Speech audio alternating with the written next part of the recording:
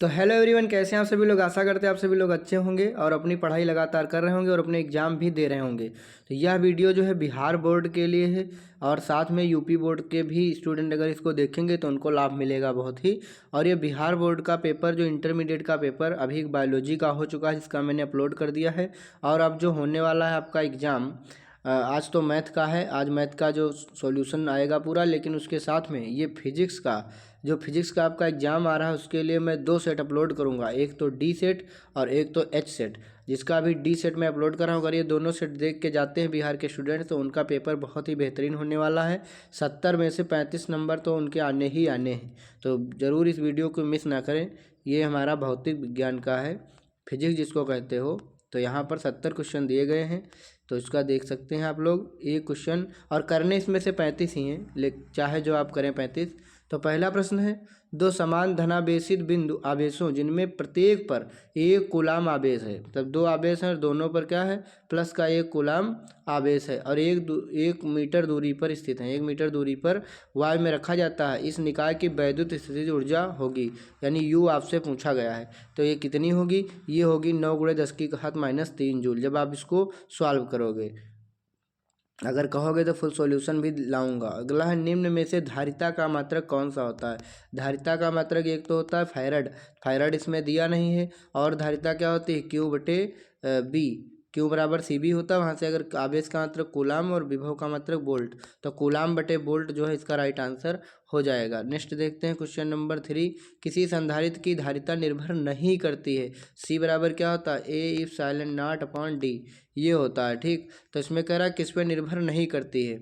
तो ये भैया किस पर निर्भर नहीं करती, देखो इसमें कहीं आवेश नहीं दिखाई दे रहा, दूरी दिखाई दे रही, आकार आकृति, लेकिन प्लेटों के आवेश पर निर्भर नहीं करेगा। नेक्स्ट देखते हैं, किसी आवेशित चालक के बाहरी सतह पर, आवेशित चालक है और इसके बाहरी सतह पर, ठीक भीतरी नहीं बाहरी सतह पर जो विद्युत क्षेत्र होगा वो कैसा होगा, तो वो सतह के क्या होगा, लंबवत। ऐसे निकलेगा तो इस सतह के क्या हो जाएगा, लंबवत हो जाएगा।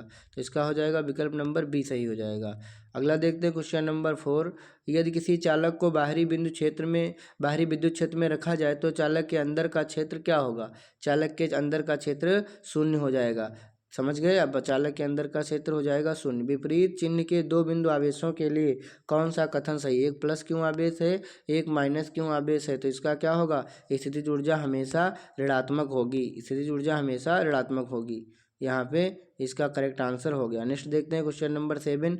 गास का नियम कहता है कि बंद सतह से गुजरने वाला वैद्युत फ्लक्स जो होता है वो क्या होता है, वैद्युत फ्लक्स क्या होता है, वो वैद्युत फ्लक्स होता है संलग्न आवेश के समानुपाती। ठीक, ये होता है फाई क्या होता है, σQ/ε0। ये होता है पूरा फार्मूला।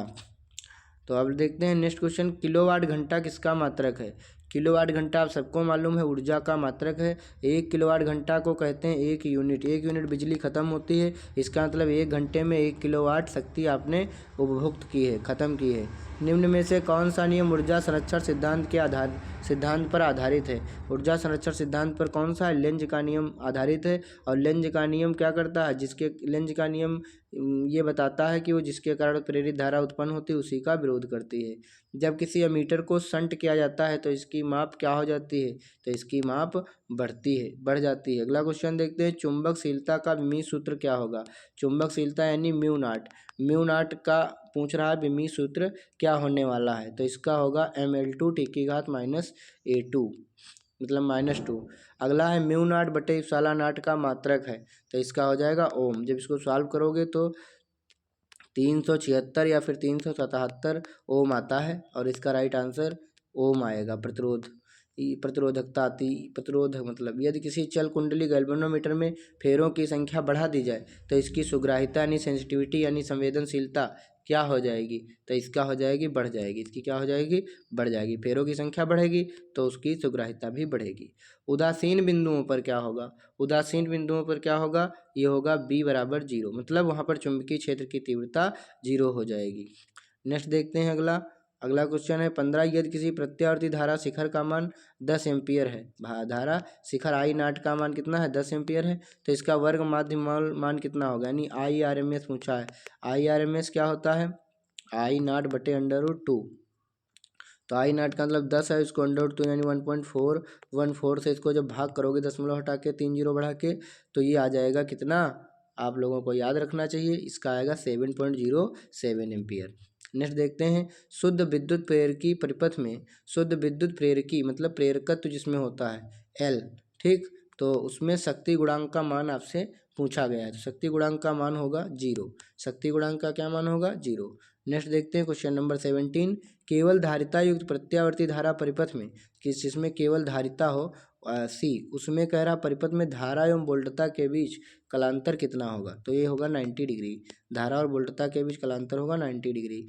अनुनाद की स्थिति में, रेजोनेंस की स्थिति में एलसी परिपथ की आवृत्ति क्या होगी, रेजोनेंस की स्थिति में क्या होता है, एक्सएल बराबर होता है एक्ससी, और एक्सएल बराबर होगा ओमेगा एल, एक्सी बराबर होता है ओमेगा सी, तो यहाँ पर आवृत्ति पूछा, ये ओमेगा इधर चला आएगा, तो ओमेगा स्क्वायर बराबर हो जाएगा 1/LC, ठीक, तो यहाँ पर ओमेगा का मान होता है 2πf, ठीक, और ओमेगा स्क्वायर है तो इसका वर्ग हो जाएगा, और इधर हो जाएगा 1/LC, तो यहाँ पे इसका वर्ग करोगे तो आ जाएगा 4π और f square, 4π square f square बराबर 1/LC, और जब इधर से स्क्वायर हटाएंगे, या ऐसे ही कर लेते हैं, रुक जाओ, 2πf बराबर 1/LC, और इधर का स्क्वायर हटाएंगे तो इधर लग जाएगा रूट 1/LC, और ये 2π इधर बटे में चला आएगा, तो आवृत्ति कितनी आ जाएगी 1/2π अंडर रूट EL/C, तो ये हो जाएगा 1/2π अंडर रूट EL/C, 18 नंबर का राइट आंसर यहाँ पे हो जाएगा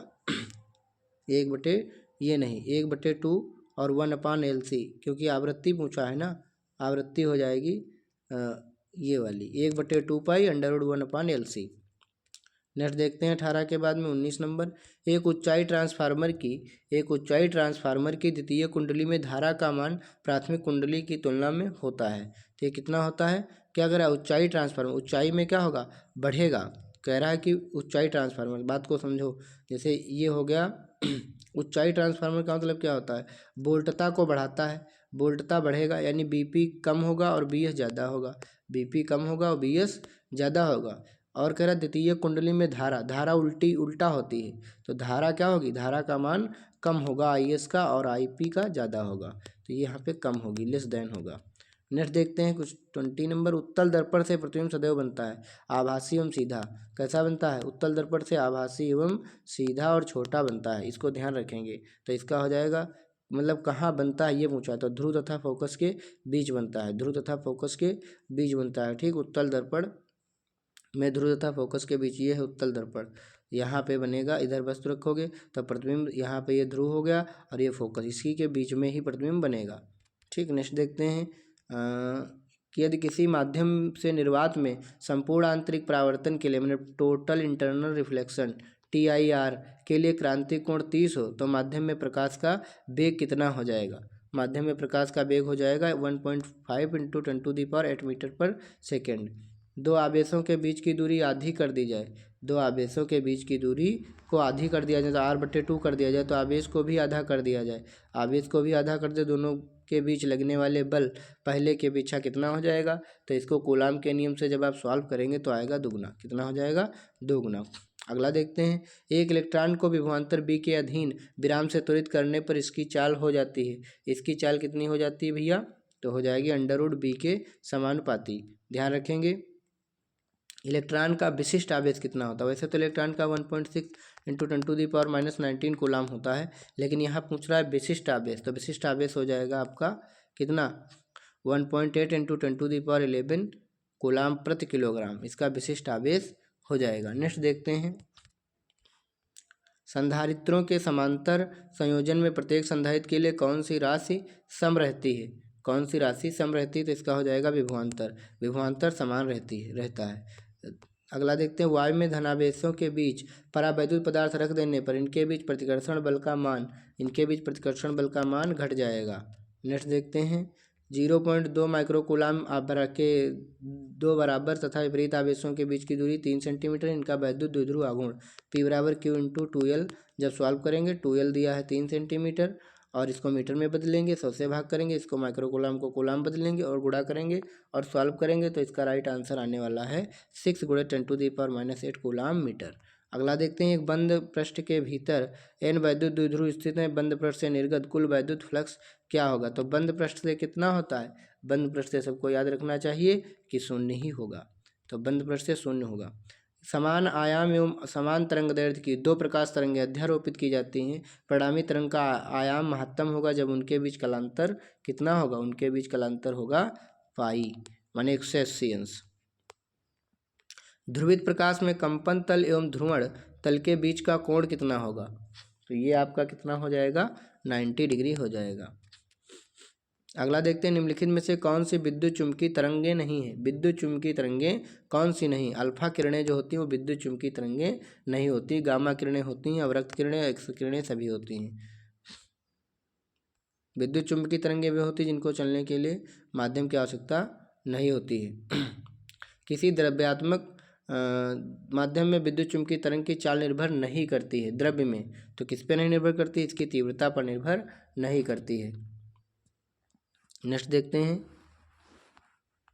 प्रकाश वैद्युत उत्सर्जन की घटना में आपतित प्रकाश की तीव्रता बढ़ाने पर प्रकाश वैद्युत धारा जो होती है वो क्या हो जाती है, बढ़ती है। क्या होती है, बढ़ती है। तीव्रता बढ़ाओगे तो धारा भी बढ़ेगी। किसी गतिमान कण से संबंधित डी ब्रागली तरंगदैर्घ्य की तरंगदैर्घ्य निर्भर करती है hc/लैम्डा, है ना। ई बराबर क्या होता है, hc/लैम्डा। तो यहाँ पर तरंगदैर्घ्य पूछा है, किस पर निर्भर नहीं करती है, नेगेटिव पूछा है तो ये आवेश पर निर्भर नहीं करती है। अगला देखते हैं, फोटान के गतिज ऊर्जा का सूत्र है। फोटान के गतिज ऊर्जा का फार्मूला कौन सा होगा, hν/c², hν/c²। अगला देखते हैं, यदि समान फोकस दूरी स्मॉल f के दो अभिसारी लेंस एक दूसरे के संपर्क में रखे हों तब फोकस दूरी क्या हो जाएगी, मतलब इसका राइट आंसर होगा आधी। क्या हो जाएगी, आधी हो जाएगी। एक उत्तल लेंस की क्षमता 2 डायोप्टर है, इसकी फोकस दूरी सेंटीमीटर में पूछा है तो ये हो जाएगा 100 और पावर यानी 2, तो 50 सेंटीमीटर आएगी। उत्तल लेंस है तो +50 आएगी, तो 37 का हो जाएगा आपका बी विकल्प। ठीक, नेक्स्ट क्वेश्चन देखते हैं, निम्नलिखित में से कौन सा रंगीन विपथन को कम करने के लिए लेंसों में उपयोग किया जाता है। तो इसका राइट आंसर हो जाएगा आवर्धक संयोग। आवर्धक संयोग उपयोग किया जाता है। 39 नंबर देखते हैं, एक उत्तल लेंस को किसी द्रव में डुबोया जाता है। एक उत्तल लेंस को किसी द्रव में डुबोया जाता है जिसका अपवर्तनांक लेंस के पदार्थ के अपवर्तनांक के बराबर होता है, तब इसकी फोकस दूरी कितनी होगी, तो इसकी होगी अनंत होगी। कितनी होगी, अनंत होगी। अगला क्वेश्चन देखते हैं, साबुन के बुलबुले रंगीन दिखाई देते हैं किस घटना के कारण, तो होगा व्यतिकरण के कारण, इंटरफेरेंस के कारण, व्यतिकरण के कारण। निम्नलिखित में से किसे ध्रुवीकृत नहीं किया जा सकता है। निम्नलिखित में से किसे ध्रुवीकृत नहीं किया जा सकता है, ध्वनि तरंगों को ध्रुवीकृत नहीं किया जा सकता है। एक व्यक्ति +2 डायोप्टर क्षमता का चश्मा लेंस प्रयोग करता है, उसको कौन सा दृष्टि दोष, देखो प्लस से हो जाएगा उत्तल, और उत्तल लगता है दूरदृष्टि दोष में, तो इसका राइट आंसर हो जाएगा दूरदृष्टि दोष। कह रहा +2 डायोप्टर क्षमता का लेंस प्रयोग करता है, उसका दृष्टि दोष क्या होगा, तो उसका दृष्टि दोष क्या होगा, दूरदृष्टि दोष होगा। दूरदृष्टि दोष में उत्तल लेंस का प्रयोग किया जाता है। अगला देखते हैं, जब सिलिकॉन में बोरान को अशुद्धि के रूप में मिलाया जाता है तो परिणामी पदार्थ कैसा हो जाता है, परिणामी पदार्थ हो जाता है, कह रहा बोरान को मिलाओगे सिलिकॉन में बोरान को तो पी टाइप का अर्धचालक यहाँ पर बनेगा। नेक्स्ट देखते हैं, n प्रकार के अर्धचालक में अल्पसंख्यक आवेश वाहक होते हैं। n प्रकार के आवेश वाहकों में अल्पसंख्यक आवेश वाहक कौन से होते हैं, नेगेटिव वाले में, पॉजिटिव वाले में कोटर होते हैं यानी कि होल होते हैं, है ना। और n प्रकार के अर्धचालक अल्पसंख्यक आवेश, अच्छा अल्पसंख्यक पूछा है, अल्पसंख्यक तो होल ही होंगे क्योंकि ज़्यादातर मतलब चलने वाले इलेक्ट्रॉन होंगे, लेकिन अल्पसंख्यक में कौन होंगे, तो अल्पसंख्यक होल होंगे, यहाँ पे कोटर होंगे जिनको कहते हैं हम लोग। कौन सा लॉजिक गेट तब ही सही निर्गम देता है जब निवेश भिन्न में हो, जब निवेश भिन्न में हो, तो इसका होगा XOR गेट, मतलब आर गेट। अगला देखते हैं, पश्च अभिनत डायोड होता है, रिवर्स बायस्ड डायोड, पश्च अभिनत डायोड होता है ए और सी दोनों, जेनर डायोड और फोटो डायोड। नेक्स्ट देखते हैं, नैंड गेट के बूलियन व्यंजक हैं, नैंड गेट के बूलियन, नैंड गेट कब बनता है, मतलब नॉट गेट और एंड गेट मिल करके नैंड गेट बनता है, और इसका ये होगा A.B = Y। आप देखते हैं, फाइबर ऑप्टिक संचार में किस प्रकार के तरंगों का प्रयोग किया जाता है, ऑप्टिकल फाइबर वाले में किस प्रकार की तरंगों का प्रयोग किया जाता है, तो विद्युत चुम्बकीय तरंगों का, इलेक्ट्रोमैग्नेटिक वेव्स का प्रयोग किया जाता है। टीवी प्रसारण के लिए कौन आवृत्ति परास का उपयोग होता है, तो उसके लिए होता है आपका 30 से 300 मेगाहर्ट्ज। अगला देखते हैं 50 नंबर, एक ही तत्व के समस्थानिकों के बीच मुख्य अंतर क्या है, तो इसका होगा न्यूट्रॉनों की संख्या। न्यूट्रॉनों की संख्या। निम्नलिखित में से कौन सा रेडियोधर्मी क्षय का प्रकार नहीं है? कौन सा रेडियोधर्मी क्षय का प्रकार नहीं है? म्यूऑन क्षय, म्यूऑन डिके। अगला देखते हैं 500 नैनोमीटर तरंगदैर्ध्य वाले फोटॉन की ऊर्जा क्या होती? प्रकाश की चाल दी है और प्लांक नियतांक का मान भी दिया हुआ है। तो इसको जब भैया सॉल्व करोगे तो कितना आएगा? इसका आ जाएगा आपका ए विकल्प आएगा, 4×10⁻⁻19 जूल। अगला देखते हैं हाइड्रोजन स्पेक्ट्रम की कौन सी श्रेणी दृश्य भाग में यानी विजिबल पार्ट में पड़ती है? दृश्य भाग में कौन सी पड़ती है? बामर श्रेणी, बामर श्रेणी पड़ती है। अगला देखते हैं निम्नलिखित में से कौन आवेश रहित कण है जिसमें आवेश नहीं होता है? यहाँ पर इसका राइट आंसर क्या हो जाएगा? आवेश रहित कण है फोटॉन। नेक्स्ट देखते हैं एक्स किरणें हैं। यक्स किरणें क्या हैं? आप सबको मालूम है कि एक्स किरणें क्या हैं? एक्स किरणें हैं विद्युत चुम्बकीय तरंगें। अगला देखते हैं 1 AMU तुल्य ऊर्जा कितनी होती है? 931 मेगा इलेक्ट्रॉन वोल्ट। ठीक। नेक्स्ट देखते हैं इसका क्वेश्चन।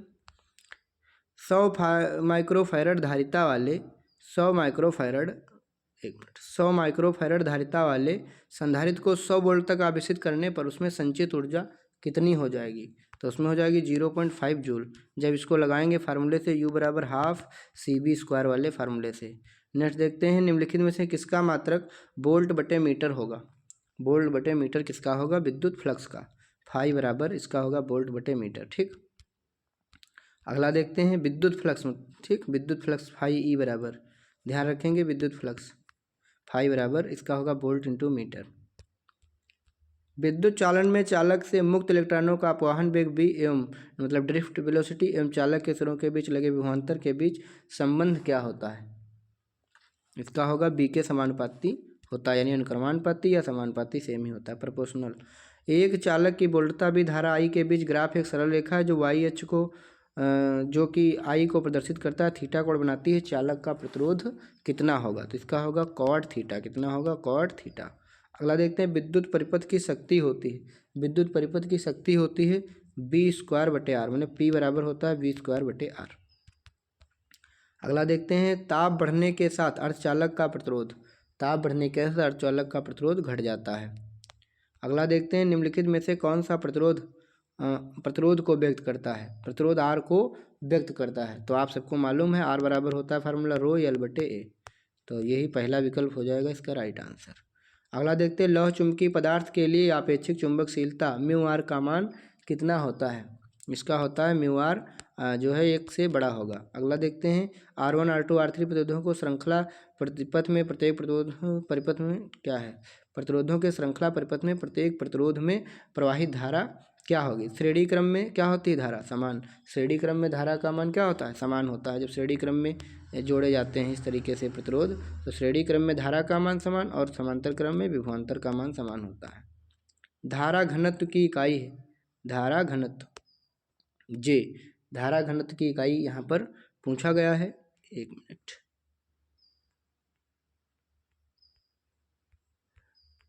धारा घनत्व का मात्रक यहाँ से आपसे पूछा गया है। तो ये कितना होगा? देखो धारा घनत्व का क्या होता है? I बटे A होता है फार्मूला। ठीक, माने एम्पियर इसका हो जाएगा, धारा का एम्पियर और इसका क्षेत्रफल का मीटर स्क्वायर, एम्पियर बटे मीटर स्क्वायर। यही इसका राइट आंसर हो जाएगा। नेक्स्ट देखते हैं यदि किसी चालक की लंबाई दुगना कर दिया जाए, उसके ऊपर लगाई गई विभवांतर को स्थिर रखा जाए तो इलेक्ट्रॉनों का अपवहन वेग कितना होगा? तो इसका हो जाएगा आधा हो जाएगा। अब देखते हैं अगला क्वेश्चन। धारा वहन करने वाले प्रणालिका के अंदर चुंबकीय क्षेत्र की दिशा होती है। प्रणालिका के अंदर पूछा है भैया, अक्ष के समांतर होगी, अक्ष के समांतर होगी, पैरेलल टू एक्सिस। अगला देखते हैं निम्नलिखित में से कौन सा उपकरण विद्युत चुम्बकीय प्रेरण के सिद्धांत पर आधारित है? विद्युत चुम्बकीय प्रेरण के सिद्धांत पर इसमें से कौन सा आधारित है? इसको देखेंगे।